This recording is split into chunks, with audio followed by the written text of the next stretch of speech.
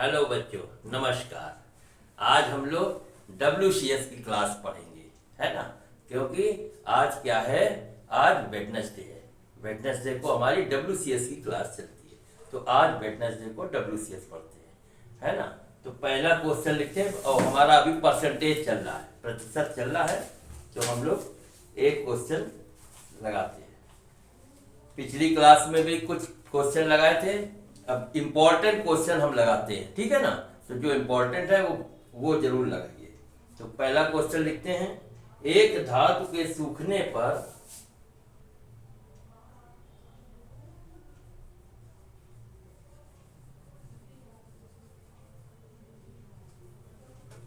एक धातु के सूखने पर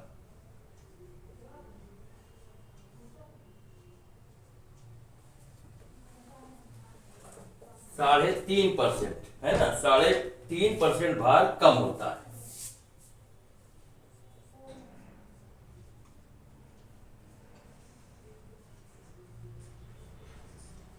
एक धातु के सूखने पर 3.5% भार कम होता है। अगर सूखने के पश्चात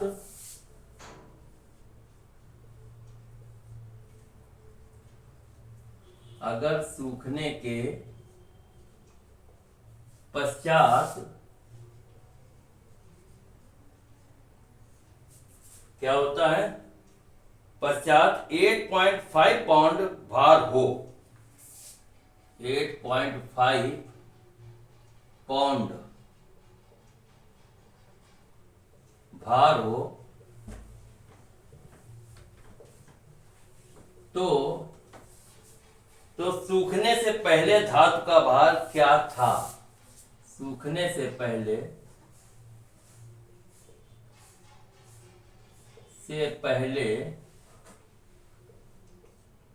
धातु का भार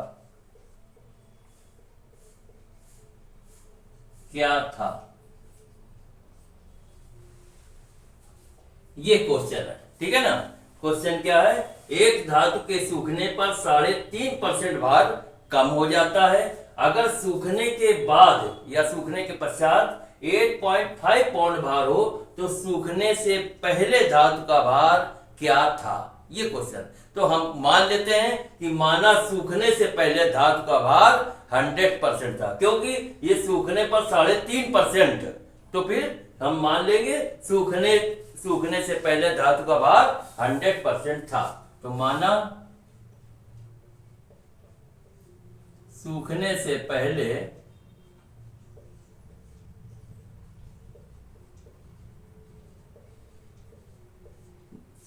पहले धातु का भार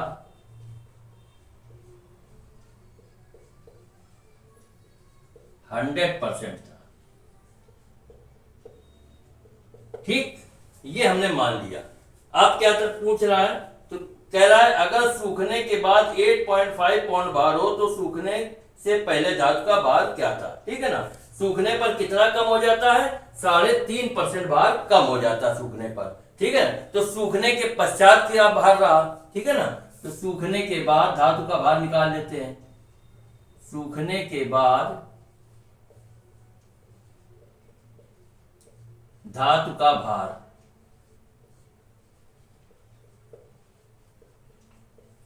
सूखने के बाद धातु का भार क्या हुआ, 100% था और 3.5% सूख गया, ठीक है ना। तो भार बराबर 100 माइनस 3.5% माने, ठीक है ना। तो आ गया 96.5%। ये क्लियर हो गया, ठीक है ना।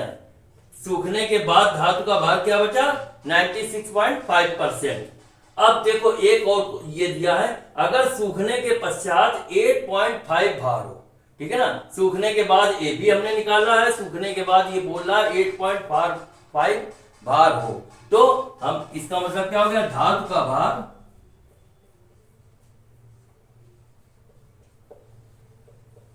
96.5 बराबर 8.5 पाउंड के,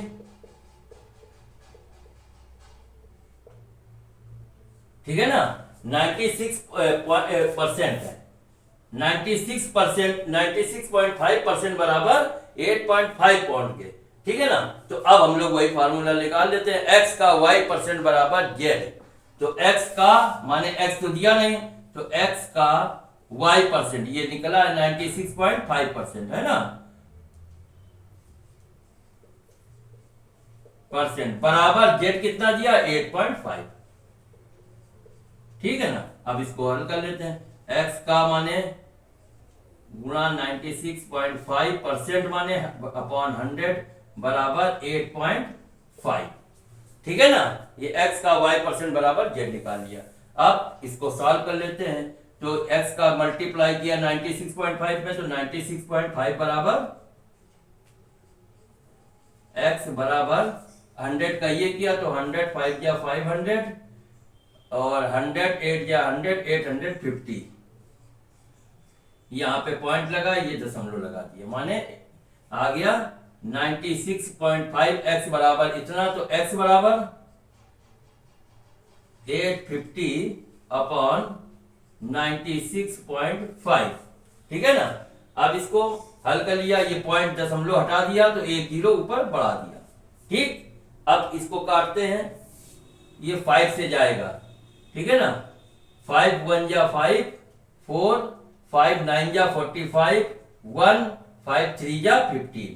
ठीक, 193 आ गया। इसको भी 5 से इसे उड़ा देते हैं, 5 1 जा 5 3 5 7 जा 35 और ये 2 जीरो। ठीक है ना। तो आ गया हमारा कितना, x बराबर 1700 अपॉन 193। अब 193 का 1700 में डिवीजन कर देते हैं, तो कितना आया 193 70। ठीक, अब 8 बार जाएगा, 8 3 जा 24 और 8 9 जा 72 और 4 8 9 जा 72 और 2 4 74 आया, 8 1 जा 8 और 7 15 ये आ गया। तो 10 में 4 गया 6, 10 इधर 9 में 4 गया 5 है ना, इधर आया 6 में 5 गया 1 56 आ गया। ठीक है ना। अब क्या किया, अब यहाँ पे एक दशमलव बढ़ाया और यहाँ पे जीरो लिया है, 1560। फिर 8 बार जाएगा, ये आ जाएगा 1544। 8 बार फिर गया तो ये आ गया 1544। ठीक, फिर 10 में 4 गया 6, इधर आया 5 में 4 गया 1। फिर अब इस क्या करते हैं, ये जीरो बढ़ाया, अब भी नहीं जा रहा है तो एक जीरो यहाँ बढ़ाया, एक जीरो यहाँ बढ़ाया। ठीक है ना। और फिर 8 बार जाएगा, देखो ये 8 बार फिर आ गया 1544। अब आगे जरूरत है नहीं, तो क्या आ गया, x बराबर आ गया 8.808। x बराबर 8.808 पाउंड। ठीक, तो हमारा क्वेश्चन क्या पूछ रहा था, सूखने से पहले धातु का भार। तो सूखने से पहले धातु का भार क्या था, अतः सूखने से पहले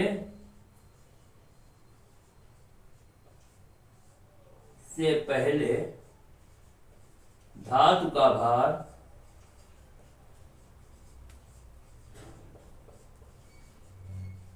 कितना था, 8.808 पाउंड था आंसर। ठीक, ये क्वेश्चन हो गया आपका।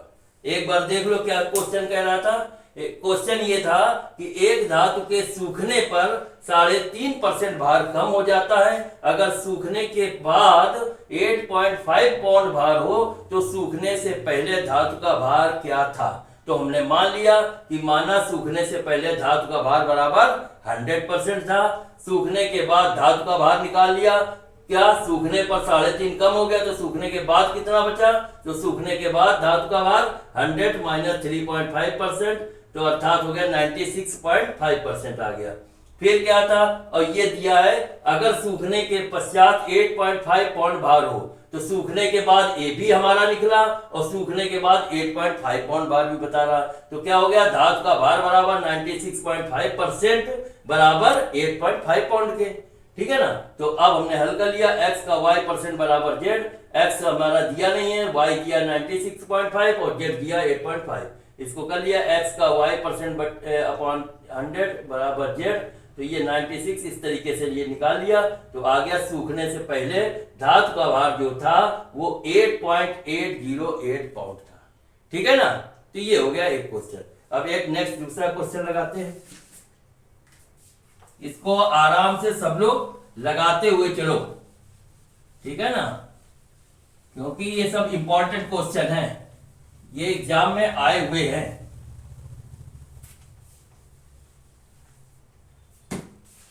अब नेक्स्ट क्वेश्चन लगाते हैं, एक क्वेश्चन ये लगाते हैं, 900 का 88%,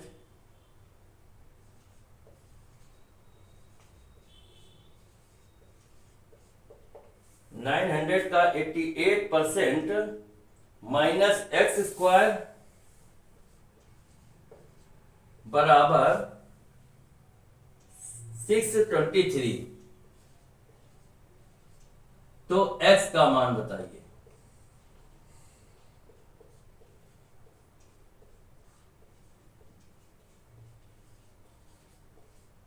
ठीक है ना, ये क्वेश्चन है, क्या है, 900 का 88% माइनस एक्स स्क्वायर बराबर 623, तो x का मान बताइए।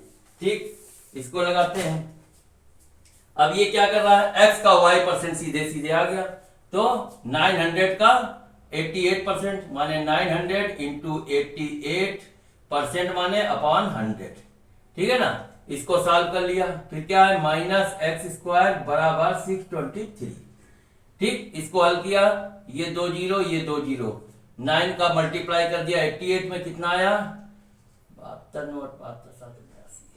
792 आया, ठीक है ना। अब 792 माइनस एक्स स्क्वायर बराबर 623, ठीक। तो अब माइनस एक्स को बाहर निकाल लेते हैं, माइनस एक्स स्क्वायर बराबर 623, और ये प्लस के हैं तो उधर चले जाएंगे तो माइनस के हो गए, माइनस 792, ठीक। तो एक्स माइनस एक्स स्क्वायर बराबर ये कितना आ गया,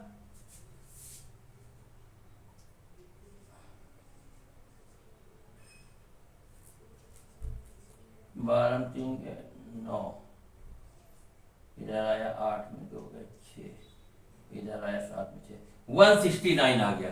एक्स स्क्वायर बराबर माइनस का, ये माइनस का तो माइनस 169, ठीक है ना। अब माइनस का डिवीजन माइनस में कर दिया तो कट गया। अब आ गया एक्स स्क्वायर बराबर 169, तो एक्स बराबर रूट 169। अब इसका रूट निकाल लिया तो आ गया जाके 13, ठीक है ना। तो वो वही पूछ रहा है, एक्स का मान बताइए। तो ये देखिए फिर से क्वेश्चन देखो, 900 का 88% माइनस एक्स स्क्वायर बराबर 623, तो x का मान बताइए। हमने निकाल लिया 900 का 88% माने x का y परसेंट माने 900 इंटू 88 अपॉन 100, और फिर माइनस एक्स स्क्वायर बराबर 623। ये हमने इसको सॉल्व किया तो आ गया 792, फिर माइनस एक्स स्क्वायर बराबर 623, ठीक है ना। फिर x माइनस एक्स स्क्वायर को हमने बाहर निकाल लिया, तो अंदर क्या है, बराबर 623, ये प्लस का है तो ये बराबर के उस तरफ चला गया तो माइनस हो गया, 75 कर दिया तो माइनस हो गया, माइनस के 792, तो अब क्या किया, ये माइनस माइनस भाग हो गया, तो बचा क्या, एक्स स्क्वायर बराबर ये माइनस 792 में 623 माइनस किया तो माइनस 169 आ गया, ठीक है ना। तो माइनस माइनस का भाग दे दिया, तो अब बचा क्या, एक्स स्क्वायर बराबर 169, तो एक्स बराबर रूट 169 और एक्स बराबर आ गया 13। तो ये हो गया एक क्वेश्चन, और एक क्वेश्चन और लगा लेते हैं।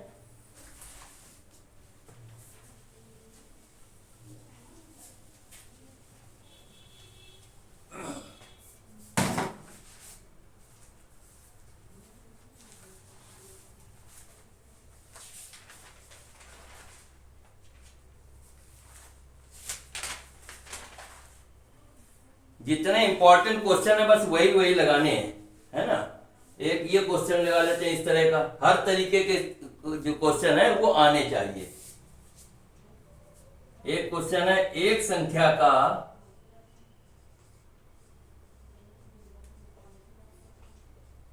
एक संख्या का 3/5 168 है, 168 है। ठीक, तो क्या कह रहा है, उस संख्या का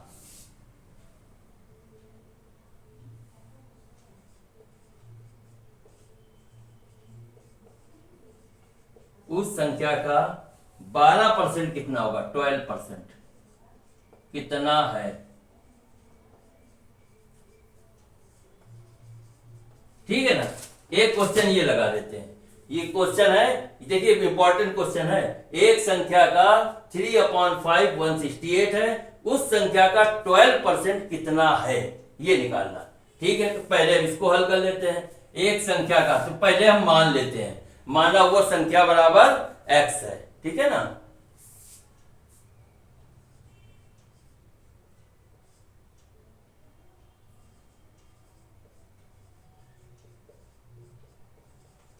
तो अब निकाल लेते हैं x का 3/5%।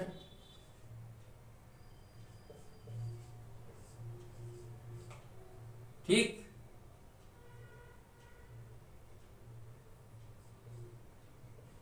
वन 168, तो आ गया 3x बराबर 4 0 4 5 31 4 34 4 80 3 5 5 3 8, 3x बराबर आ गया 840 के।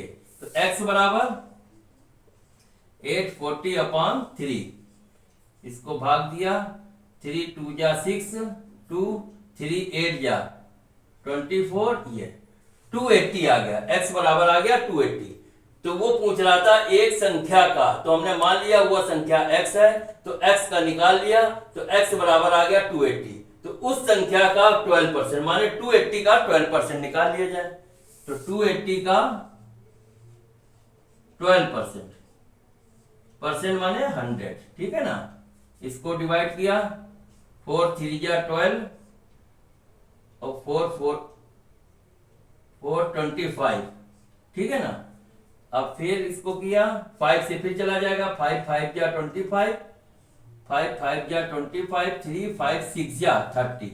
ठीक है ना, 3 का मल्टीप्लाई किया 56 में, तो 3 6 जा 18 और 3 5 जा 15 और 1 16 है ना।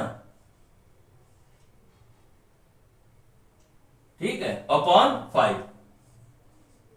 फिर 5 का डिवीजन किया, कितना आया, 5 3 जा 15, 1 5 3 जा 15,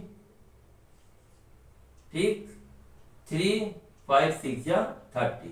ठीक है ना, तो ये आ गया 33.6। यही वो पूछ रहा, एक संख्या का फिर से देख लीजिए क्वेश्चन क्या है, एक संख्या का 3/5 168 है, तो उस संख्या का 12% कितना है। तो हमने क्या किया, एक संख्या का, तो हमने उसको मान लिया, माना हुआ संख्या बराबर x। अब x मान लिया, तो x का 3/5 बराबर 168। ठीक है ना, इसको सॉल्व कर लिया, तो आ गया हमारा कितना, आ गया हमारा 280। ठीक है ना, 280 आ गया। अब वो कह रहा उस संख्या का 12%, ये 280 आ गया। अब 280 का कह रहा उस संख्या का 12%, तो 280 का 12% निकाल लिया, तो आ गया 33/6। तो अब आ गया आंसर, क्या हो गया, अतः वह संख्या बराबर 33/6 होगी आंसर। ठीक है ना, जिसका 12% है वो संख्या कौन सी है, 33/6 है। ठीक है ना, तो इस तरीके से ये क्वेश्चन आपके हो गए, ये हो गए। अब नेक्स्ट क्वेश्चन और लगाते हैं।